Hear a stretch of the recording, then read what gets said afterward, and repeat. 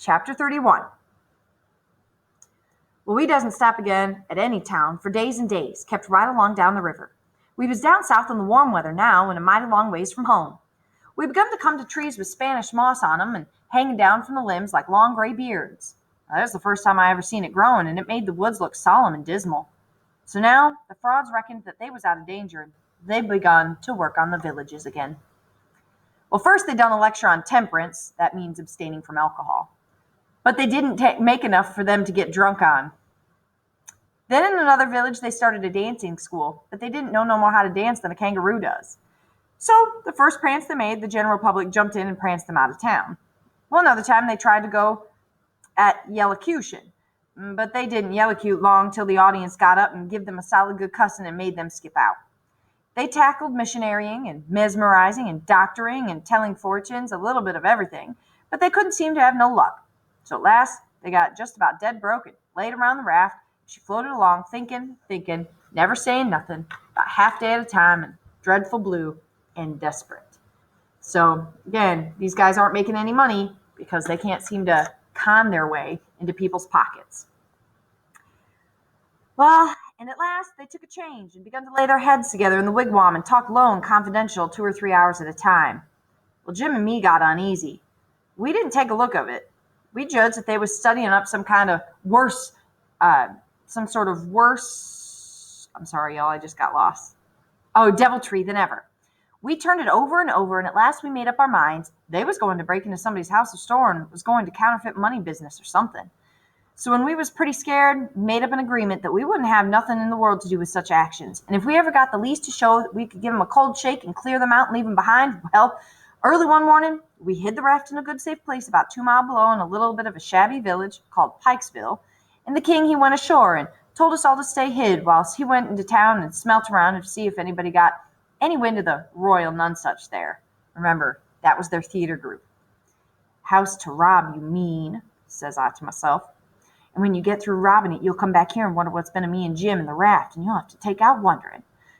Well, he said if he weren't back by midday, the Duke and me would know it was all right, and we was to come along. So we stayed where we was. The Duke, he had fretted and sweated around, and he was in a mighty sour way. He scolded us for everything, and we couldn't seem to do nothing right. He found fault with every little thing. Something was a-brewing, sure. I was good and glad when midday come and no king. We could have a change anyway, and maybe a chance for the change on top of it.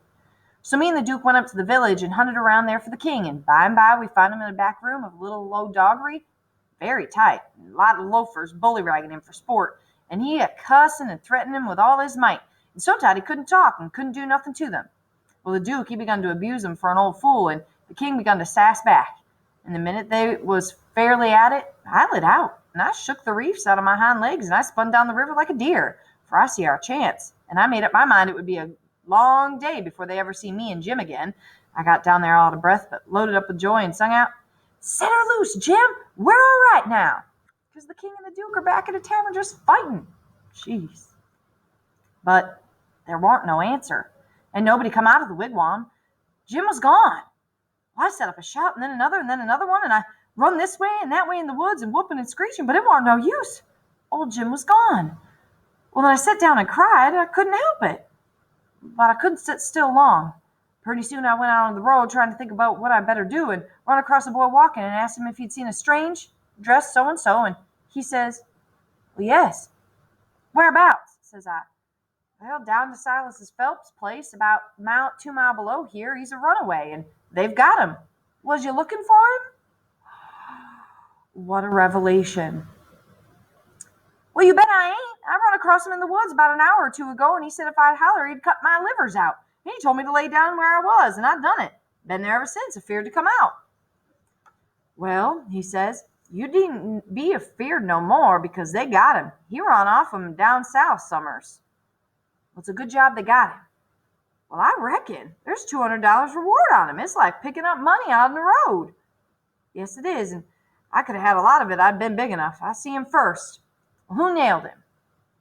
"Well, it's an old fellow, a stranger, and he sold out his chancing him for $40 because he said he got to go up the river and it can't wait. Think of that now. You bet I'd wait if it was 7 years." "That's me every time," says I. But maybe this chance ain't worth more than that if he'll sell so cheap. Maybe there's something ain't straight about it. But it is, though. Straight as a string. I see the handbill myself. Tells all about him to a dot. Paints him a picture and tells the plantation he's from. Below New Orleans. No siree, Bob. They ain't no trouble about that speculation, you bet. You. Say, give me a chaw tobacco, won't you? Well, I didn't have none, so he left, talking about chewing tobacco. Well, I went to the raft and I sat down in the wigwam to think. But I couldn't come to nothing. I thought till I wore my head sore, and I couldn't think no way out of the trouble. After all this long journey, and after all we'd done for them scoundrels, here it was they'd come to nothing. Everything all busted up and ruined, because they couldn't have the heart to serve Jim such a trick as that, and make him a slave again all his life, and amongst strangers too, for $40. Well, once I said to myself, it would be 1,000 times better for Jim to be a slave at home where his family is, as long as he'd got to be a slave. So I'd write a letter to Tom Sawyer and tell him to tell Miss Watson where he was. But I soon give up that notion for two things. She'd be mad and disgusted at his rascality and ungratefulness for leaving her, and so she'd sell him straight down the river again. And if she didn't, everybody naturally despises an ungrateful, and they'd make Jim feel it all the time, so he'd feel ornery and disgraced. Then think of me. It would get all around that Huck Finn helped to get his freedom. And if I was ever to see anybody from that town again, I'd be ready to get down and lick his boots for shame. That's just the way. A person does a low-down thing, and then he don't want to take no consequences of it. Thinks as long as he can hide it, it ain't no disgrace. Well, that was my fix exactly. The more I studied about it, the more my conscience went to grinding me, and the more wicked and low-down and ornery I got to feeling. Well, at last, when it hit me all of a sudden that there was a plain hand of Providence slapping me in the face and letting me know my wickedness was being watched all the time from up there in the heaven, whilst I was stealing a poor old woman's that hadn't done me no harm, and now was showing me there's one that's always on the lookout, and ain't going to allow such miserable things to go on so fur and no other. Well, I almost dropped in my tracks, I was so scared. I tried the best I could to kind of soften it up somehow for myself by saying I was brung up wicked, and so it weren't much to blame. But something inside me kept saying, there was the Sunday school. You could have gone to it, and you'd have done it if they'd lured you there, and people that acts as I've been acting about that, goes to everlasting fire. Now here, guys, everlasting fire is referring to what?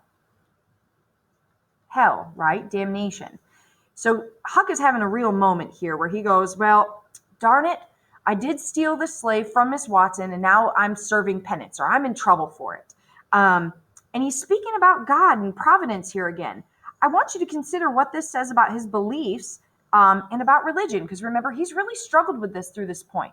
Miss Watson and the widow were the ones that kind of tried to teach him about the Bible and the way of the Lord. And here we see Huck kind of almost embrace that again. But of course, the darker sides of it, the realizing that he'll have to serve for his behavior. Back into it. Well, it made me shiver. And I about made up my mind to pray and see if I couldn't try to quit being the kind of boy I was and be better. So I kneeled down. Think about that. Being the kind of boy I was and be better. But the words wouldn't come. Why wouldn't they? It wasn't no use to hide it from him, nor from me neither. I know very well that they wouldn't come. It was because my heart weren't right.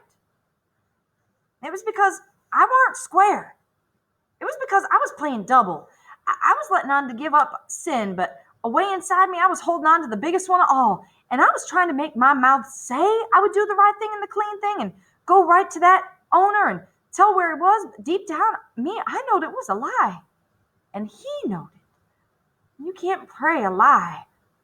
I found that out. Wow. Think about how Huck is seeing himself right now, guys. We know that he has not had much confidence in him being a good person, but here he's downright calling himself a no good, bad young man, a sinner. So I was full of trouble, full as I could be, and I didn't know what to do. So at last I had an idea, and I says, I'll go and write the letter, and then see if I can pray. Why, it was astonishing the way I felt as light as a feather right started off, and my troubles all gone. So I got a piece of paper and a pencil, all glad and excited, and I sat down and wrote, Miss Watson, your runaway, Jim is down here 2 miles below Pikesville, and Mr. Phelps has got him, and he will give him up for the reward if you send. Huck Finn. I felt good and all washed clean of sin for the first time I ever felt so in my life, and I knowed I could pray now. But I didn't do it straight off, but laid the paper down and sat there thinking about how good it was that this happened so, and how near I come to being lost and going to hell. Well, then I went on thinking, and I got to thinking over our trip down the river, and I see Jim before me all the time in the day and in the nighttime, and sometimes moonlight, sometimes storms, and we were floating along, talking and singing and laughing. But somehow I couldn't seem to strike no places to harden me against Jim, but only the other kind. Think about that. He couldn't think of anything to harden him against Jim. Well, what does that mean? I'd see him standing my watch on top of his'n, instead of calling me so I could go on sleeping. I see him, how glad he was when I come back out of the fog. And when I come to him again in the swamp up there when the feud was, and such like times, and he would call me honey and pet me and do everything he could think of for me, and how good he always was. And at last I struck the time I saved by telling the men that we had smallpox aboard, and he was so grateful, and I was the best friend old Jim ever had in the world, and the only one he's got now. And then I happened to look around and see that paper. It was a close place. I took it up, I held it in my hand. I was trembling because I got to decide forever betwixt two things. And I knowed it. Studied a minute, sort of holding my breath, and then I says to myself, all right then, now go to hell. And tore it up. Y'all, this is a really important moment for Huck Finn. Think about this. And of course, I'm going to have you respond to this. He's resigned to go to hell because he thinks the Lord has it in his way that he's supposed to give up this runaway slave. Now he's decided he's going to go to hell. What does that mean for Jim? It was awful thoughts and awful words, but they was said. And I let them stay said and never thought no more about reforming. I shoved my whole thing out my head, and I said I would take up wickedness again, which was in my line, being brung up to it, and the other weren't. And for a starter, I would go to work and steal Jim out of slavery again. And if I could think up anything worse, I would do that too. Because as long as I was in, and in for good, I might as well go the whole hog. Here he is, guys, talking about going to hell for helping a man. For helping a man escape slavery. Think about what Twain is doing here. Think about whether or not this is an example of satire. Well, then I set to thinking over how to get at it and turned over considerable many things in my mind, and at last fixed up a plan that suited me. So then I took the bearings of a woody island and was down the river a piece, and soon it was fairly dark, and I crept out with my raft and went for it, and I hid it there and turned in. I slept the night through and got up before it was light and had my breakfast and put on my store clothes and tied up some other one thing or another in a bundle and took the canoe and cleared for shore. Well, I landed below where I judged was Phelps's place, and I hid my bundle in the woods and then filled up the canoe with water, and I loaded rocks into her and sunk her where I could find her again when I wanted her, about a quarter mile below the little stream the sawmill was on the bank. Well, then I struck up the road, and when I passed the mill, I see a sign on it, Phelps Sawmill, and when I come to the farmhouses 200 or 300 yards further along, I kept my eyes peeled, but didn't see nobody around, though I thought it was good daylight now. But I didn't mind, because I didn't want nobody to see nobody just yet. I wanted to get the lay of the land. Well, according to my plan, I was going to turn up there from the village, not from below. So I just took a look out and shoved along straight for town. Well, the very first man I see when I got there was the Duke. Well, he was sticking up a bill for the Royal Nonsuch, 3-night performances, like that other time. They had the cheek, them frauds. I was right on 'em before I could shirk. He looked astonished, and he says, well, hello, where'd you come from? And then he says, kind of glad and eager, where's the raft? Got her in a good place? I says, why, that's just what I was going to ask you, your grace. And then he didn't look so joyful and says, what was your idea of asking me? He says, well, I says, when I see the king in that doggery yesterday, I says to myself, we can't get him home for hours till he's soberer. So I went a-loafing around town to put in time, and I wait. A man up and offered me 10 cents to help him pull a skiff over the river and fetch a sheep, so I went along. But when he was dragging him to the boat, the man left the hold of the rope and went behind to shove him along, and he was too strong for me and jerked loose and run, and we after him. Well, we didn't have no dog, and so we had to chase him all over the country till we tired him out. Well, I never got him till dark. Then we fetched him over, and I started down for the raft. When I got there and see it was gone, I says to myself, they've got into trouble and had to leave. And they've took my which is the only I've got in the world. And now I'm in strange country and ain't got no property no more, no nothing, no way to make my living. So I sat down and cried. I slept in the woods all night. But what did become of that raft then? And Jim, poor Jim. Now it's important for us to remember that Huck, when he met these two frauds, he lied and said that he was orphaned and that Jim was his father's property. So that was the reason he had him. Because in this day and age, children didn't own slaves, but Jim was property of his family and he was orphaned. So Jim, on all accounts, was his slave, or at least someone that he knew could care for him moving forward. Well, now he's got this story he's telling to the frauds about, well, wait a second, where did he go? He's trying to get something out of them. Well, blamed if I know, that is, what's come of the raft. That old fool made a trade and got $40, and we found him in the doggery and the loafers and had matched half dollars with him and got every cent spent for whiskey. And when I got him home last night and found the raft gone, we said, that little rascal stole our raft and shook us and run off down the river. Well, I wouldn't shave my, would I? The only I had in the world, and the only property. We never thought of that. Fact is, I reckon we'd come to consider him our. Yes, we did consider him, so goodness knows we had enough trouble for him. Well, so when we see the raft was gone and we flat broke, we weren't anything for the Royal Nonesuch another shake. And I've pegged along ever since, as dry as a powder horn. Where's that 10 cents? Give it here. Well, I had considerable money, so I gave him 10 cents, but begged him to spend it for something to eat. And he gave me some because it was all the money I had, and I hadn't had nothing to eat since yesterday. Well, he never said nothing. The next minute he whirls on me and he says, do you reckon that would blow on us? We'd skin if he'd done that. Meaning, is he going to rat us out? Well, how could he blow? Ain't he run off? Well, no, that old fool sold him and never divided with me, and that money's gone. Sold him? I says, and begun to cry. Why, he was mine, and that was my money. Where is he? I want my. Well, you can get your, that's all. You can't get your, that's all. So dry up your blubbering. Looky here. Do you think you'd venture to blow on us? Blamed if I'd think I'd trust you. Why, if you was to blow on us. And he stopped. I never see the Duke look so ugly out of his eyes before. I went on a whimpering and says, I don't want to blow on nobody, and I ain't got no time to blow nohow. I got to turn out and find my. Well, he looked kind of bothered and stood there with his bills fluttering on his arm, thinking and wrinkling up his forehead. And at last he says, I'll tell you something. We got to be here 3 days. If you promise you won't blow and won't let the blow, I'll tell you where to find him. So I promised, and he says, farmer by the name of Silas And then he stopped. You see, he started to tell me the truth, but when he stopped that way and begun to study and think, I reckoned he was changing his mind. And so he was. He wouldn't trust me. He wouldn't make sure. Wanted to make sure of having me out of the way the whole 3 days. So pretty soon, the man that bought him, his name is Abram Foster, Abram G. Foster, and he lives 40 miles back here in the country on the road to Lafayette. Well, all right, I says. Now I can walk it in 3 days, and so I'll start this very afternoon. Oh, no, you won't. You'll start now. Don't you lose any time about it, neither. You do any grabbing along the way. Just keep a tight tongue in your head and move right along, and then you won't get in trouble with us. Do you hear? Well, that was the order I wanted, and that was the one I played for. I wanted to be left free to work my plans.